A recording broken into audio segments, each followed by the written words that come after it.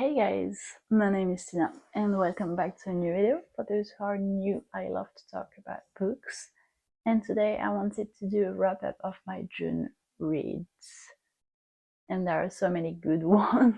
I can't wait to talk about them. So without further ado, let's jump into it. And the first one I finished in the month of June is Bread in Sweetgrass by Robin Wall Kimmerer. And if you already saw my previous videos, you already know it's gonna be the favorite of all time because this book changed my whole perception of the world. It is written by a botanist who is also an indigenous author, and she finds the perfect balance of writing between having scientific facts and poetic one, because she says so herself.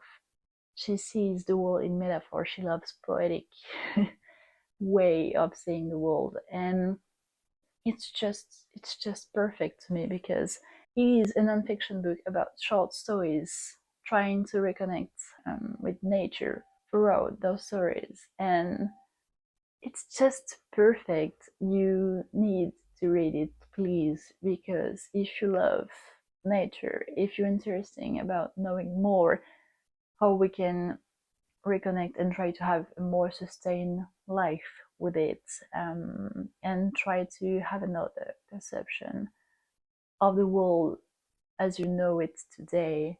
Maybe you even like already know those things, but I doubt it. I kind of doubt it, and you should doubt it too. So if you're a little tiny bit curious about it, please check it out, because it is about trying to be more aware of the things that we take for granted every day. Okay, I need to read one of the quotes. I have so many quotes from this book. I mean, it's the book I have the more quotes about of all time. The first one is, we say that humans have the least experience we hope to live and thus the most to learn. We must look to our teachers among the other species for guidance. Their wisdom is apparent in the way that they live. They teach us example. They've been on the earth far longer than we have been and have had time to figure things out. So true, so true. And I have another one that within the first pages really resonated with me. It is, when we talked about this after Clash Siemens sustainability, I realized that they could not even imagine what beneficial relations between their species and other might look like. And next she says, how can we move toward ecological and cultural sustainability if we cannot even imagine what the path feels like? Please just read it. I rated it 5 out of 5 stars. It is a book that is deeply attached to my heart now. It's part of who I am. If I could just give it 10 stars out of 5, I would. Next is 7 Days in June by Tia Williams. And I really wanted to read this book the previous year, but I kind of missed the June session to read it. So this year I managed to read it in June. And it is a really good romance. I rated it 4 out of 5 stars. Yes, it is a contemporary adult fiction romance, a bit smutty sometimes, and it's about a single mother who is raising her teenager daughter. She's in, I think it's middle school, I'm not sure, middle school, and it's just her lonely, preferring to be lonely because being lonely never disappoints. But at one point she meets again by a pure coincidence with her former lover when she was a teenager, and they left things behind because she thought he abandoned her, and she's just like, okay, we need to talk. And if you love romance, it is a really good book for you, because I loved the humoristic way Tia Williams writes in this book. I laughed so many times, and it is feminist in a way too. You know what, I don't want to say too much. If you love romance, I think it's a really good book to read. It's a 4-star for me because I'm not that much of a romance girl, so I'm really picky at giving 5 stars to a book about romance. but this one was really good, really actually good. Also, Tia Williams is a Black woman author, and she wrote about how they are impacted in their life, everyday life, as authors, especially because the main character is an author too, and it's really interesting. So for that, I really recommend you this book also. Next, I've read finally The Bell Jar by Sylvia Plath, and I give it 4 out of 5 stars because it is a literary fiction about a young girl. She's doing an internship in New York, and she slowly begins to go down on the slide of emotions, and it's about how mental issues, mental illness is treated at that time for women. And I loved the humoristic, sarcastic tone which Sylvia Plath used in this book, and how the character seems to have no emotion, but you truly get to know her in a point, even though she's not that much described, and you get to understand what she feels. But some point really disturbed me, such as sometimes she's being, even though she's feminist, she's being racist and homophobic. I get that it was the mainstream way of thinking at that time, but still, reading this today doesn't feel timeless and doesn't feel not accurate, but doesn't feel like, I don't know. It's still reading this today doesn't excuse it because it was written at that time. So I get that she were raised in this kind of culture, but still doesn't feel good nonetheless. So that's why I'm a bit disturbed by the way of writing. I think it's worth the read, but just not a favorite. That's why I gave it 4 stars. Next, back at my home, I managed to read some mangas and I really missed them. Firstly, I've read volume 13 of Yona of the Dawn, and it was a good one, a pretty good one. It was kind of the beginning of the rebellion of the Tribe of Fire, which is politically an issue, but not saying too much about what is happening. But it resolves kind of quickly in this volume. And next is it's more focused on how the brother of the tribe of fire is trying to resolve more practical pragmatism issues on the land, such as poor villagers beginning to be ill because they can't eat, because they can't properly grow stuff on the lands, and how his brother is trying to resolve this problem thanks to Yona, because Yona is saving the day as always, and how Yona is evolving also. Loved it. I loved this volume. It's not my favorite, but 5 out of 5 stars. A real comfort read. Never disappointed. Next, I couldn't wait to have the next, to know what was happening next in 20th Century Boy. It's volume 3, and it's kind of a huge turnover in this volume because we are approaching the due date to the end of humanity in kind of way, and then boom, it's stopping.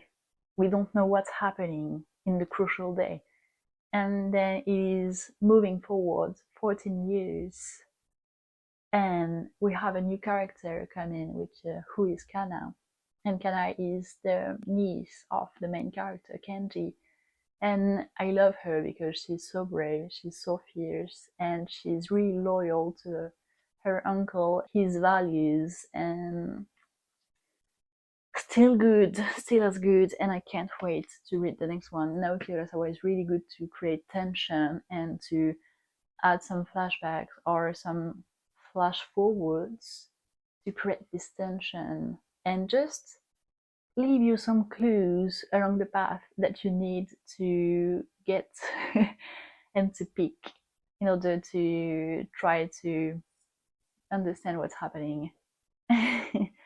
Kurama is like hunting a fly, I think. Sorry, she's distracting me.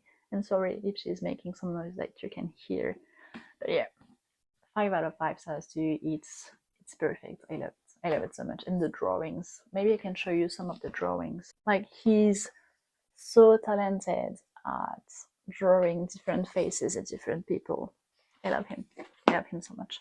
Next, I've read, of course, because I have to continue volume 5 of Banana Fish, and Akimi Yoshida left us in a cliffhanger at the end of volume 4, and it's really delivering as to the continuation of the cliffhanger.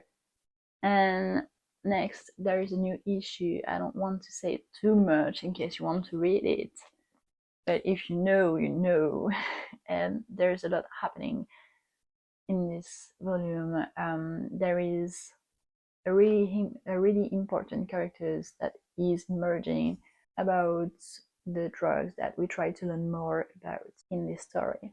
So yes, really good. 5 out of 5 stars too. I just give them like this easily. Next, I've read finally volume 6 of Vagabond because it's one of my favorite mangas too. I just love the drawings, and there's some colored pages in it. I need to show you. Like, this is gorgeous. It's drawn by Takehiko Inoue, and it's one of his most famous work. Look at them. Look at the drawings. And we've been left at volume 5 at the defeat of Musashi Kishimoto, and he's just trying to figure out who he is, why he's doing this, if he's really that strong. He's questioning his life, and the monk that trains the person that defeated him, agrees to train him, and we're just seeing the path he's taking to train and how he's evolving, and it's really interesting. And we have a little bit more information about the secondary character, his friends. So still loving it. 5 out of 5 stars too. I cannot give the Vagabond volume not 5 stars. I mean, yes, love that manga too. And last but not least, volume 13 of Kingdom.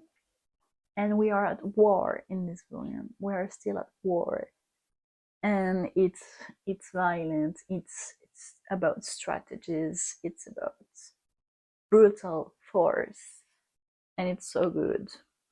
I don't mean war is good. I mean, this is good to see how it is violent and how they try to use strategies, and to learn more about Chinese culture and Chinese war, because this is minus 400 years before Jesus Christ, or minus 200s, and it's about the reunification of China, the state of China, and the greatest dream of Shin, the main character, is to reunify China. And now they're fighting against the state of Tao. Maybe sometimes it can be a bit repetitive. It's only volume 13, so for now it's not too repetitive, but there is like 60 volumes for Kingdom, so I bet it's gonna be repetitive in some ways, but for now I'm never disappointed. So 5 out of 5 stars too. I think I just know what kind of mangas I love, so that's why I gave those stars that easily. And this volume of Banana Fish is really good, despite the fact that I don't really love the drawing that much again, but still really love it. So yes, that's it, guys. It's not that bad. I don't read as much novel as I used to be able to, but that's okay again. And I really want to thank you for clicking. Thank you for watching till the end and being nice. So I hope to see you on the next video. I hope you enjoyed it. Bye.